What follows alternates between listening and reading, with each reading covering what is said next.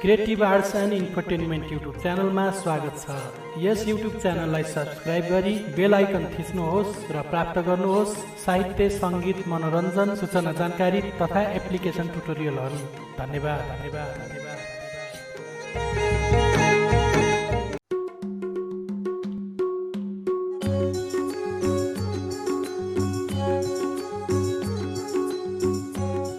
Creative arts and infotainment YouTube channel हेरेर बसिरहनुभएका तपाईँ सम्पूर्ण दर्शक एवं श्रोताहरूमा म प्रस्तुता आलोक पुरवार कार्यक्रम नयाँ पाहुनाको साथमा उपस्थित भइसकेको छु।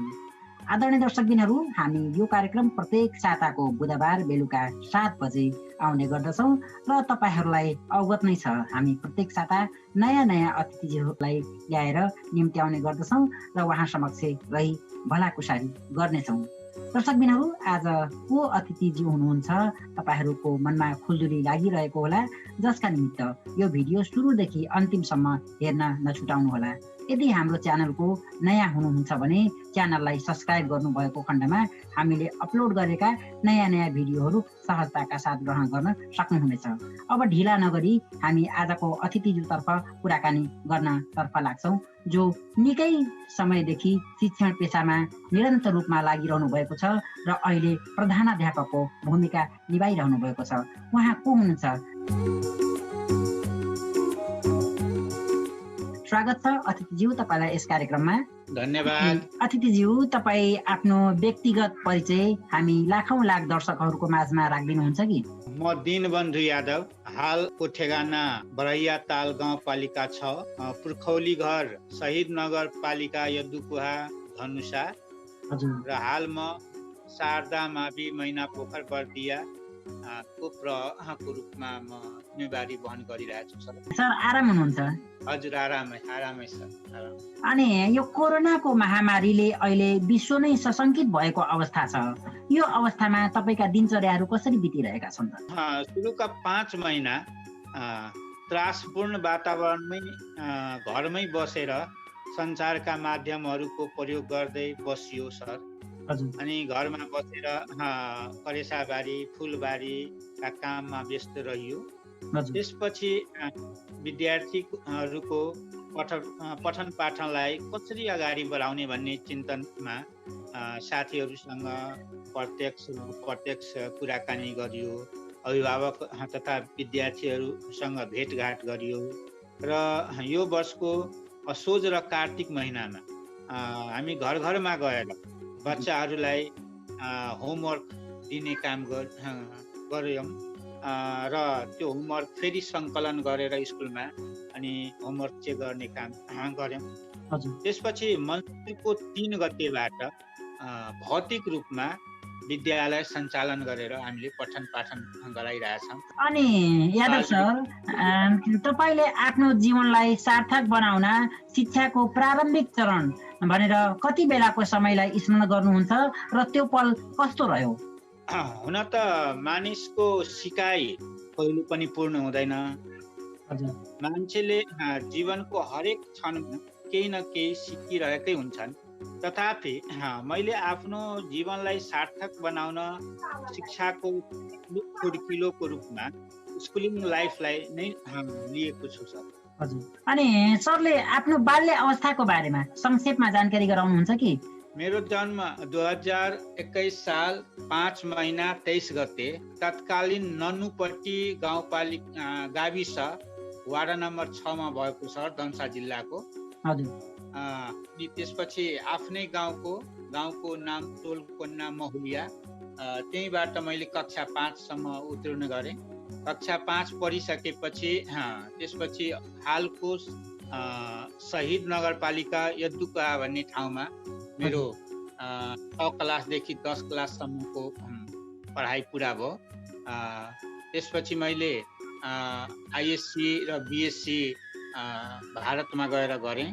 अनि बाल्यकालको कुरा गर्दाखेरि अब हामी किसानको छोराछोरी होइन, त्यसैले एकदमै सुख शैलमा पनि बितेन र साह्रै अब एकदमै कष्टपूर्ण पनि रहेन।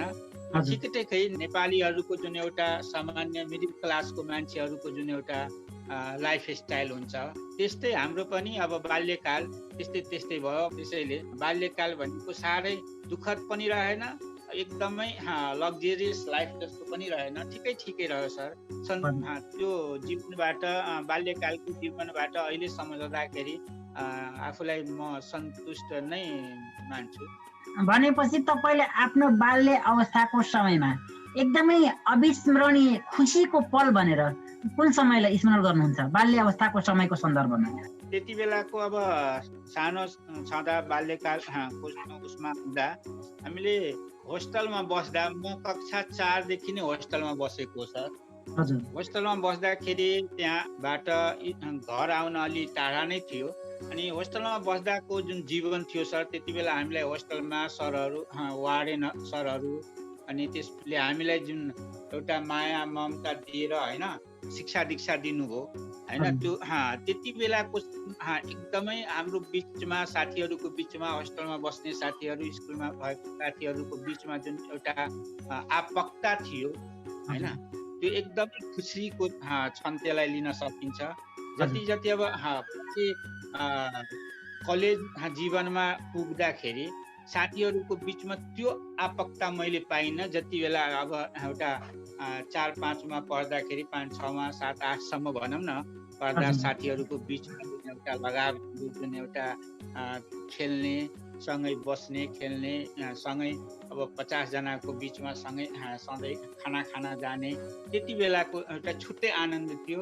र त्यति बेलाको साथीहरू पनि अहिले भेट्दाखेरि एकदमै खुसी लाग्छ मलाई, त्यति बेलाको साथीहरूसँग भेट गर्दाखेरि। त्यसैले त्यति बेलाको क्षण एकदमै खुसीको क्षण जस्तो लाग्छ।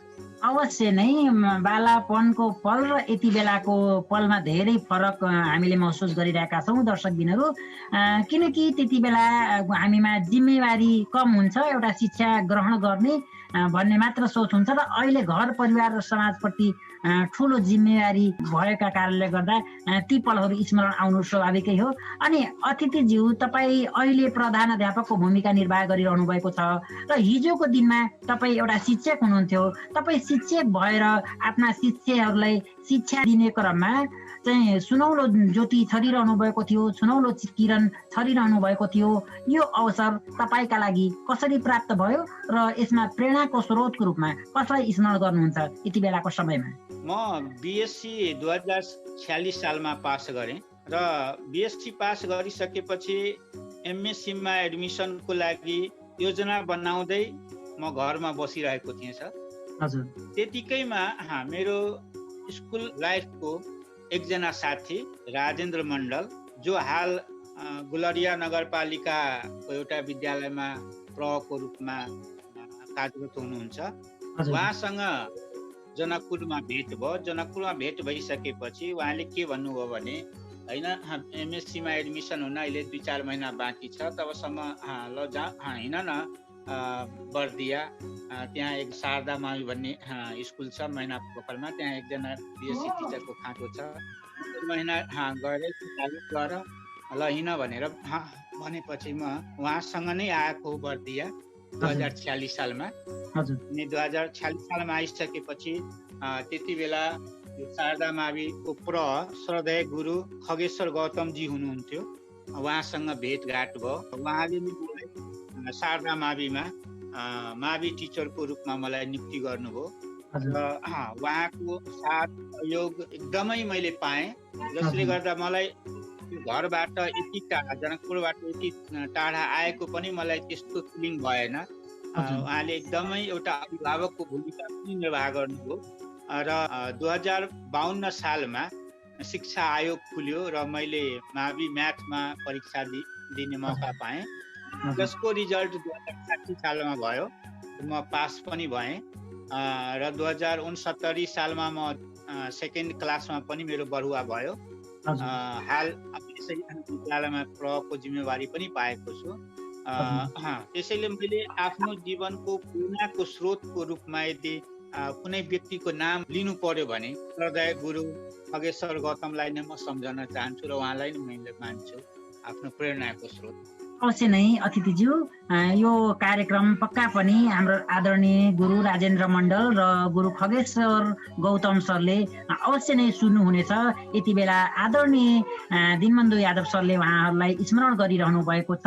र अतिथिज्यू, तपाईँ कहिलेदेखि शिक्षण पेसामा आबद्ध हुनुभयो र त्यस बेला शिक्षक, अभिभावक र विद्यार्थीहरूबाट कस्तो किसिमको सहयोग प्राप्त भएको तपाईँले महसुस गर्नुभयो? म 2046 साल माघ 17 गतेबाट शिक्षण गर्ने मौका पाएँ सर, यही शारदा मावि महिनामा। र मेरो नियुक्ति भएदेखि नै मैले सम्पूर्ण अभिभावक, विद्यार्थीहरू, शिक्षकहरूबाट साथ तथा सहयोग पाएँ। अहिलेसम्म त्यो निरन्तर रूपमा मैले पाइरहेको छु। यो पेसामा आएर मैले एकदम धेरै कुरा पाए जस्तो लाग्छु, किनकि यहाँका बच्चाहरू, अभिभावकहरू, आफ्ना शिक्षक स्टाफहरूले मलाई एकदमै माया गर्ने भएर पनि होला। धेरैजनाले यो पेसामा आइसकेपछि मैले गल्ती गरेँ होइन, यस्ता कुराहरू पनि सुनाउँछन्। तर मलाई यो पेसा अँगालेर मलाई एकदमै खुसी लागेको छ सर। तपाईँले शिक्षण गर्ने क्रममा के कस्ता कठिनाई एवं चुनौतीहरूको सामना गर्नु परेको थियो त त्यति बेलाको सन्दर्भमा र अहिलेलाई तुलना गर्दा? अवसर र चुनौती भन्ने कुरा त साथसाथै आउने गर्छ सर। हजुर, मेरो जीवनमा पनि सुरुका दिनहरूमा होइन केही झिना मसिना चुनौतीहरू आए होइन, र ती चुनौतीहरूलाई मैले अवसरको रूपमा लिएर अगाडि बढ्दै गएँ। त्यसैले त्यो एकदमै चुनौतीले गर्दा मैले कहीँ पनि यस्तो कुनै बेला घुँडा टेक्ने वा यो पेसाप्रति अलिकति वितृष्णा पैदा हुने त्यस्तो कहिले पनि लागेन सर। सुरुबाट नै सबैको साथ सहयोग पाएर पनि होला मलाई कुनै त्यस्तो चुनौती जस्तो मलाई कहिले पनि फिल भएन।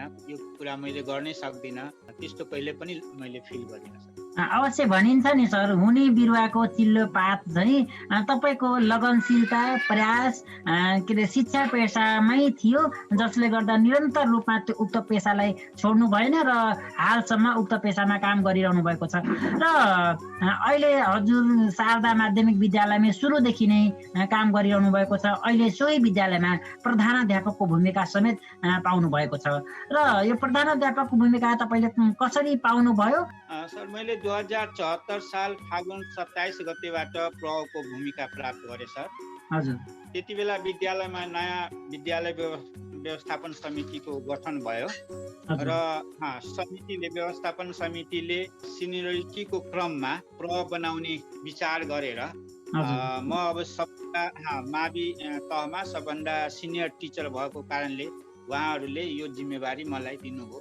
अनि प्रज्यू के अरे प्रधानाध्यापकको छनौट प्रक्रिया कसले गर्दछ र यति मात्र नभएर प्रधानाध्यापकलाई छनौट गर्दाखेरिको शिक्षकहरू आफ्नो कति योग्यता पार गरिसके पश्चात प्रधानाध्यापकको भूमिका पाउने शिक्षा ऐनमा उल्लेख गरेको छ त, यो पनि अवगत गराउनुहुन्छ कि? यस्तो छ, पहिले के हुन्थ्यो भने यो स्थायी को लागि जिल्ला शिक्षा कार्यालयले विज्ञापन गर्थ्यो होइन सर। हजुर, अनि त्यही अनुसार अब भ्याकेन्सी जिसिकाले भ्याकेन्सी गरेपछि अब त्यसमा योग्यता पुगेका टिचरहरूले थाई टिचरहरूले भ्याकेन्सी गरेपछि अब त्यसमा अब परीक्षा हुन्थ्यो, लिखित मौखित आफ्नो प्रपोजल पेश गर्ने, पहिले त्यस्तो व्यवस्था थियो सर। हाल पनि के छ भने अहिले अब कम्तीमा 5 वर्ष थाई रूपमा सेवा गरिसकेको हुनुपर्छ। त्यसपछि जस्तै मावि तहको यदि कुरा गर्ने हो भने त्यसमा अहिलेको अनुसार मास्टर डिग्री पुरा गरिसकेको हुनुपर्छ। अनि त्यसपछि अरू अब जस्तै कि 5 वर्ष थाई सेवा गरिसकेको, त्यसपछि अब माविको लागि डिग्री पास गरिसकेको, त्यसपछि अब भनौँ न कुनै किसिमको यस्तो अब कानुनी कारवाहीमा नपरेको यस्ता केही कानुनी प्रावधानहरू छन्। तर अब अहिले अब यो तत्काल अहिलेको के देखिन्छ भने विद्यालय व्यवस्थापन समितिले नै प्रको त्यही कुराहरूलाई टेकेर विद्यालय व्यवस्थापन समितिले नै विज्ञापन गर्ने र अब त्यहाँका अब भनौँ न सिनियर टिचरहरूले त्यसमा एप्लाई गर्ने अनि त्यसमा आफ्नो प्रपोजल पेश गर्ने। 5 वर्षको लागि म प्रपोजल पेश गरेर त्यसैमा छनौट हुने प्रावधान छ अहिले तत्कालीन। भनेपछि अहिले के भइरहेछ भने त्यही विद्यालय व्यवस्थापन समितिले नै प्रको नियुक्ति गर्ने अवस्था अहिले देखिन्छ। अनि अतिथिज्यू, यो जिम्मेवारीको क्रममा तपाईँ एउटा शिक्षक हुँदा र अहिले प्रधानाध्यापक भइसके पश्चात कस्तो फरक पाउनुभयो र तपाईँले प्रधानाध्यापक भइसके पश्चात के कस्ता कठिनाई एवं समस्याहरूको सामना गर्नु परेको छ त अहिलेको सन्दर्भमा? शिक्षक मात्र हुँदा एउटा शिक्षकलाई के हुन्छ भने आफ्नो विषयवस्तुसँग मात्रै बढी केन्द्रित हुनुपर्ने अवस्था हुन्छ। त्यही कुरा मेरो हकमा पनि लागू भयो। म यो टिचर मात्र हुँदाखेरि मैले आफ्नो विषयवस्तुमा बढी केन्द्रित हुन्थेँ। अनि त्यसपछि बच्चाहरूको पठन पाठन बालमैत्री तरिकाबाट कसरी गर्न सकिन्छ त्यसमा नै बढी फोकस मेरो हुने गर्थ्यो। स्वाभाविक पनि सबै टिचरलाई। तर एउटा प्रको जिम्मेवारी सम्हालिसकेपछि त्यसको साथसाथै अब विद्यालयको प्रशासनिक काम, त्यसपछि समुदायसँगको सम्बन्ध, अभिभावकहरूको गुनासो सुन्नु, त्यसपछि विद्यार्थीहरूको पनि विभिन्न खाले गुनासाहरू हुन्छन् ती सुन्ने, यो सबै कुरालाई म्यानेजमेन्ट गर्नुपर्ने भएकोले अलि थप जिम्मेवारीको बोध त पक्कै पनि गर्नुपर्छ र गरिन्छ। त्यसैले यो एउटा टिचरको रूपमा काम गर्दा र भइसकेपछि काम गर्दा जिम्मेवारी अलि थपिन जान्छ। र त्यो जिम्मेवारी थप्दाखेरि एउटा कुरा के बिर्सन हुन्न भनेपछि प्रत्येक भनेको एउटा टिचर, सुरुमा एउटा टिचर हो। त्यसैले सबभन्दा पहिले आफ्नो टिचिङ पेसा जुन छ, विद्यार्थीहरूको पठन पाठनको जुन काम छ त्यसलाई इग्नोर गर्न हुन्न। त्यसलाई प्राथमिकता हामी राख्नुपर्छ। अर्थात् दुवै कुरालाई, यता प्रशासनिक कुरा र आफ्नो विषयवस्तुलाई पठन पाठन गराउने काम, दुईटैलाई समान रूपमा अगाडि बढाउनुपर्छ। यदि मात्र हामीले पठन पाठनलाई इग्नोर गरेर प्रशासनिक कुरामा मात्र हामी लागिराख्ने हो भने हामी विषयवस्तुबाट पनि टाढा जान्छौँ र बच्चाहरूबाट पनि हामी टाढा हुँदै जान्छौँ। अवश्य नै आदरणीय दर्शकबिनहरू, सरका हामी अथाह अमूल्य विचारबाट प्रेरित हुनेछौँ। हामी प्रेरणाका स्रोतको रूपमा आदरणीय गुरु दीनबन्धु यादव सरलाई हामी आज निम्ति आएका छौँ र आज हामी उहाँ समक्ष रहेर भलाकुसारी गरिरहेका छौँ। र अतिथिज्यू, हामी तपाईँसँग विद्यालय अर्थात् प्रधानाध्यापकको सन्दर्भमा कुराकानी गर्ने छौँ। थोरै हामी तपाईँको व्यक्तिगत रूपमा जान्न चाह्यौँ। तपाईँको पारिवारिक स्थिति कस्तो छ र घरमा को हुनुहुन्छ, त्यो पनि हाम्रा दर्शकहरूमा राखिदिनुहुन्छ कि? म 4 दाजुभाइ, जसमध्ये म माइलो। हजुर। अनि मेरा 3टा सन्तान। हजुर। 2 छोरी र एउटा छोरा। ठुली छोरी एमएससी एजी अस्ट्रेलियाबाट गरेर छोरी ज्वाइँ अस्ट्रेलियामै छिन्। अहिले त्यहाँको सरकारी जबमा कार्यरत छन्। अनि सानी छोरी पाटन मेडिकल कलेज काठमाडौँबाट, ललितपुरबाट मेडिकलमा MBBS पास गरेर त्यही अहिले इन्टर्नसिप गर्दैछिन् पाटन मेडिकल कलेजमा, जसको अहिले बिहा भयो छैन। र सबभन्दा सानो छोरा अहिले ललितपुर इन्जिनियरिङ कलेजमा 4th इयरमा पढ्दैछ बाबु। त्यसपछि अब म यसै विद्यालयमा प्रको रूपमा छु र म्याडम पनि यसै विद्यालयमा प्रावि तहमा 2050 सालदेखि कार्यरत हुनुहुन्छ यही। अवश्य नै दर्शकबिनहरू, जहाँ घर परिवार शिक्षित हुन्छ, एउटा घर शिक्षित भएको खण्डमा उसो समाज नै शिक्षित हुन्छ भन्ने कुरा आजका उदाहरणीय व्यक्ति आदरणीय दीनबन्धु गुरु सरले यहाँ राख्नु भएको छ। र पुनः उहाँसँग म कुराकानी विद्यालयकै सन्दर्भमा जोड्न चाहे र नेपालको सन्दर्भमा अरू कर्मचारीहरूभन्दा शिक्षकलाई चाहिँ साँघुरो दायरामा हेर्ने गरेको मैले महसुस गरिरहेको छु। तपाईँ एउटा असल नेतृत्व कर्मी अर्थात् असल शिक्षक नेतृत्व कर्मीको हैसियतले यसलाई कसरी विश्लेषण गर्नुहुन्छ त? अवश्य नै के छ भने अरू कर्मचारी भन्दा शिक्षकलाई एउटा साँघुरो घेराभित्र राखेको अवस्था छ। तथापि पहिलेको तुलनामा अहिले शिक्षकहरूले पनि पहिले भन्दा अहिले सेवा सुविधा यी कुराहरू केही न केही पहिले भन्दा बढी पाइरहेको अवस्था पनि छ सर। र हामी आशावादी पर्छ। आशावादी भएपछि अब बिस्तारै यो सेवा सुविधा र अन्य कुराहरू पनि अरू कर्मचारी जस्तै पाउने छन् भने हामीले आशा लिनुपर्छ। र यसको साथसाथै अहिले के छ भने चारैतिर समुदायमा पनि होइन शिक्षकहरू आफ्नो भनौँ न पथबाट आफ्नो भनौँ न कर्तव्यबाट विमुख भइरहेको यदाकदा कुराहरू पनि सुनिन्छ। यी कुराहरू अब हामी शिक्षकले नै यसमा हामीले सुधार गर्दै जानुपर्छ। हामी असल भएपछि एक न एक दिन सरकार पनि जुनसुकै सरकार आए पनि बाध्य भएर शिक्षकको मान सम्मान गर्नेछ, शिक्षकहरूको सेवा सुविधा दिन करै लाग्न सक्छ। त्यसैले हामी आफ्नो कर्तव्य गर्दै जानुपर्छ। कर्तव्य गर्दै जाँदाखेरि एक न एक दिन टिचरहरूले पनि अरू कर्मचारी सरह सेवा सुविधा पाउँछन्। अवश्य नै सरका अमूल्य विचार, अमूल्य धारणा हामी स्थानीय, केन्द्रीय र सङ्घीय सरकार समक्ष पुग्नेछ र शिक्षकलाई जुन हेर्ने परिपाटी छ पूर्ण रूपमा परिवर्तन आई एउटा समस्त कर्मचारी अनुरूप हेरिनेछ भन्ने कुरा हामी यति बेला महसुस गरिरहेका छौँ र आत्मसाथ विश्वास गर्व पनि गरिरहेका छौँ। र अतिथिज्यू, यो शिक्षक नियुक्तिको सन्दर्भमा हिजोको दिनमा कस्तो थियो र हाल कस्तो परिवर्तन आएको तपाईँले महसुस गर्नुभएको छ त? पहिले अब शिक्षा आर्जन गरेका मानिसहरू कमै थिए। हजुर।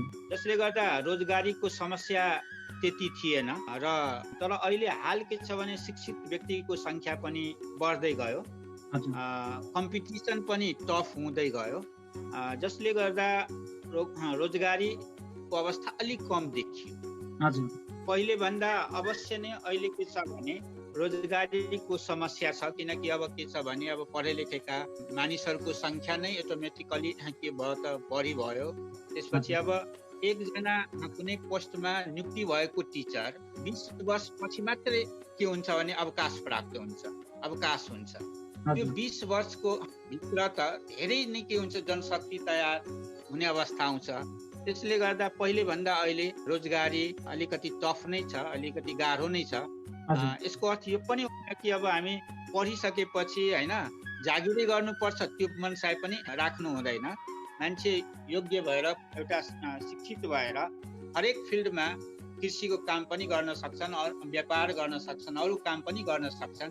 त्यसैले हामीले शिक्षक नै बन्नुपर्छ भन्ने पनि छैन। तर शिक्षक नियुक्तिको कुरा गर्दाखेरि पहिले भन्दा अहिले अलिकति गाह्रो नै छ, किनकि शिक्षित व्यक्तिको संख्या नै धेरै भएर पनि होला सर। र परीक्षा प्रणाली पनि पहिले भन्दा अहिले अब झन्झन गाह्रो भइरहेछ। त्यसैले अहिले पहिले भन्दा अहिले गाह्रो पक्कै पनि छ सर।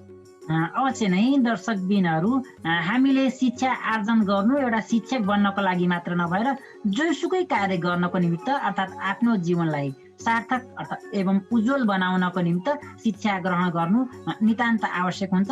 हामीले कुनै पेसा अर्थात् उद्योगलाई अपनाउनको निमित्त पनि शिक्षा ग्रहण गर्नु अति नै आवश्यक रहेको कुरा आजका आदरणीय गुरु दीनबन्धु सरले यहाँ अवगत गराउनु भएको छ। र अतिथिज्यू, तपाईँले आफ्नो जीवनमा बिर्सनै नसक्ने एउटा सुखद र एउटा दुःखद पल हाम्रा लाखौं लाख दर्शकहरूमा आज राख्नुहुन्छ कि? मैले पहिले सुखद भन्दा दुःखद क्षणलाई मैले सर सामु राख्न चाहे। हजुर। 2063 सालमा मेरो बुवा बित्नुभयो। हजुर। र 2071 सालमा आमा बित्नुभयो।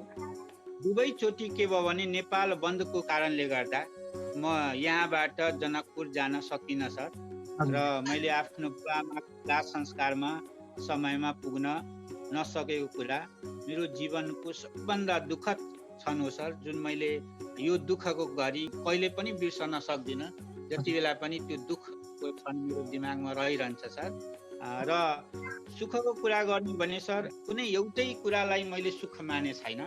हाम्रो नजरिया के हुनुपर्छ भने पोजिटिभ हुनुपर्छ। सोचाइ पोजिटिभ भएपछि सुखका क्षणहरू त धेरै छन् होइन, धेरै छन्। त्यसमा पनि मलाई एकदमै खुसी लाग्ने भनेको कति बेला हो भने पनि कुनै मैले एउटै क्षणलाई खुसीको क्षण नमानेर सर, मेरो एकदमै खुसी म हुने कति बेला हो भने सर, जति बेला म कहीँ बजार जान्छु, यताउति हिँड्छु होइन, साथीसँग यताउति कुरा हुँदाखेरि मैले पढाएका मेरा विद्यार्थीहरू मभन्दा राम्रो तहमा राम्रो पोस्टमा पुगेको कुरा सुन्दा मलाई एकदमै खुसी लाग्छ। त्यो क्षण भनेको मेरो लागि खुसीको एकदमै ठुलो क्षण हुन्छ, यी कुराहरू सुन्न पाउँदाखेरि। त्यसैले मैले कुनै एउटा अमुक कुरालाई नै सबभन्दा खुसी भनेर अहिलेसम्म मैले मानिरहेको छैन। मैले आफ्ना बच्चाहरू, आफ्ना विद्यार्थीहरू, आफूले पढाएका विद्यार्थीहरू मभन्दा पनि राम्रो राम्रो पोस्टमा गएको, राम्रो काम गरेको, चाहे त्यो पोलिटिकल फिल्डमा होस् या जब सेक्टरमा होस् या कुनै फिल्डमा होस्, सफल भएको देखेपछि एकदमै खुसी लाग्छ सर। अवश्य नै आदरणीय दर्शकबिनहरू, तपाईहरू सुनिरहनु भएको छ creative arts and infotainment YouTube च्यानलद्वारा प्रसारित कार्यक्रम नयाँ पाहुना। आज नयाँ पाहुनामा म निकै लामो समयदेखि शिक्षण पेसामा कार्यरत गरिरहनुभएका आदरणीय गुरु अर्थात् शारदा माध्यमिक विद्यालयका प्रधानाध्यापक दीनबन्धु सरलाई निम्ति आएका छौँ र उहाँ समक्ष कुराकानी हामी गरिरहेका छौँ। हामी कार्यक्रमको अन्तिम चरणमा आइसकेका छौँ।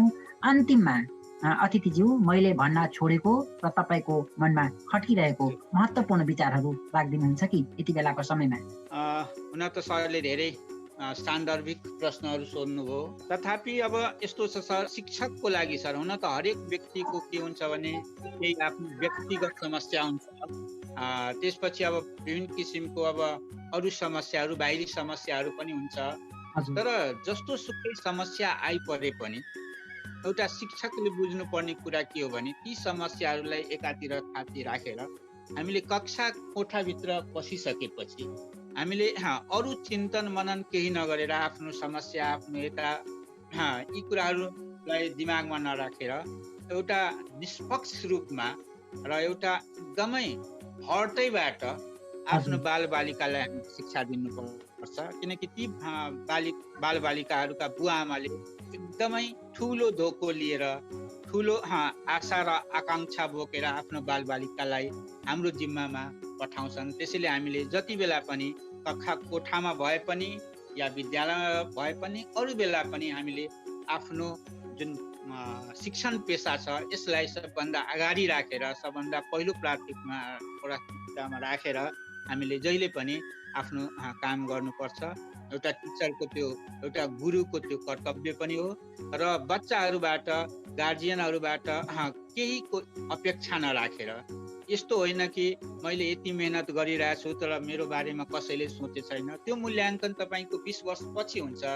हुनसक्छ तपाईँ रिटायर भइसकेपछि त्यो मूल्याङ्कन हुन सक्छ। त्यसैले कुनै कुराको त्यस्तो अपेक्षा नराखेर हामी आफ्नो कर्तव्यनिष्ठ भएर एउटा शिक्षक भएर काम गर्नुपर्छ जस्तो मलाई लागिरहेको छ। आदरणीय दर्शकबिनहरू, तपाईँहरू सुनिरहनु भएको छ creative arts and infotainment YouTube च्यानलद्वारा प्रसारित कार्यक्रम नयाँ पाहुना। आज नयाँ पाहुनामा हामी शारदा माध्यमिक विद्यालयका प्रधानाध्यापक दीनबन्धु सरलाई निम्त्याएका थियौँ। यो भिडियो तपाईँलाई कस्तो लाग्यो? हामीलाई जस्ताको त्यस्तै सल्लाह सुझाव अनि प्रतिक्रिया दिन नभुल्नुहोला। र यदि हाम्रो च्यानलको नयाँ हुनुहुन्छ भने च्यानललाई सब्सक्राइब गरी बेल आइकन थिच्नु भएको खण्डमा हामीले अपलोड गरेका भिडियोहरू सहजताका साथ ग्रहण गर्न सक्नुहुनेछ। र तपाईँहरू पनि हामी माझ आफ्ना विचारहरू बाँड्न चाहनुहुन्छ भने हामीले डिस्क्रिप्सनमा सम्पर्कका माध्यमहरू राखेका छौँ, जसबाट सम्पर्क गर्न सक्नुहुनेछ। अझै पनि तपाईँहरूलाई सहजताका लागि हाम्रो इमेल एड्रेस रहेको छ creativearts353@gmail.com creative353@gmail.com यो मेलमा सम्पर्क गर्न सक्नुहुनेछ। हस्त दर्शकबिनहरू, अर्को साता यसै समय यसै बार तपाईँहरू समक्ष भेट्ने भरिपूर्ण वार्ताका साथ म कार्यक्रम प्रस्तोता आलोक पूर्वार ओझेल पर्ने अनुमति चाहन्छु। हवस् त, नमस्ते। Creative arts and infotainment YouTube च्यानलको साथमा रहँदै गर्नुहोला।